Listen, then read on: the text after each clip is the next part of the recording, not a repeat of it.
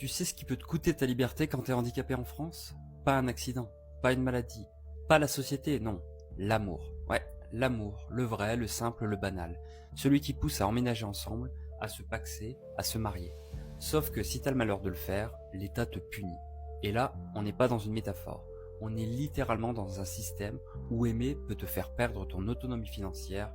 Bienvenue dans le monde merveilleux de l'AAH.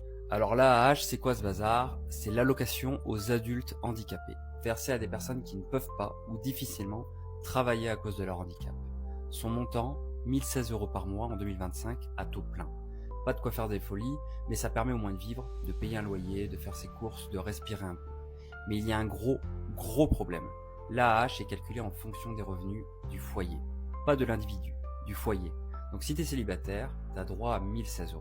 Mais si tu vis en couple et que ton conjoint ou ta conjointe gagne trop, spoiler, ça peut être 1 800 €, alors tu perds tout ou partie de ton AAH. Autrement dit, tu ne peux pas aimer sans risquer de devenir dépendant de l'autre, tu ne peux pas construire un couple sans te faire couper les vivres, et tu ne peux pas te marier sans renoncer à ta dignité. Et là, on touche à l'aberration profonde de ce système, parce qu'on parle d'une aide à l'autonomie, une aide pour permettre à des personnes en situation de handicap d'être autonomes. Mais au lieu de ça, on les rend dépendantes. Pas à l'État, à leur conjoint. C'est l'inverse absolu de l'objectif affiché. T'es un handicap? Ok. Tu veux être autonome? Ok.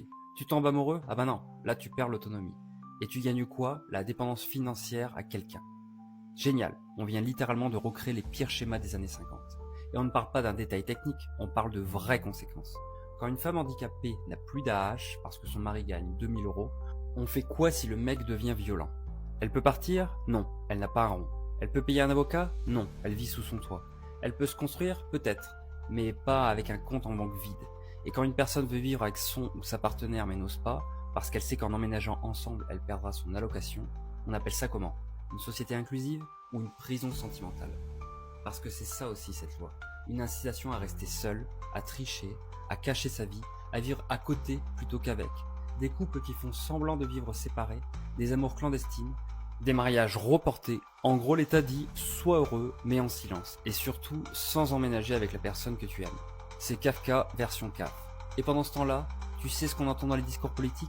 Inclusion, vivre ensemble, l'amour n'a pas de barrière. Oui, sauf la barrière des revenus de ton partenaire apparemment. Alors là, accroche-toi bien, parce qu'en fait, cette logique est héritée d'un modèle social des années 70. À l'époque, on considérait que, dans un couple, les revenus sont partagés.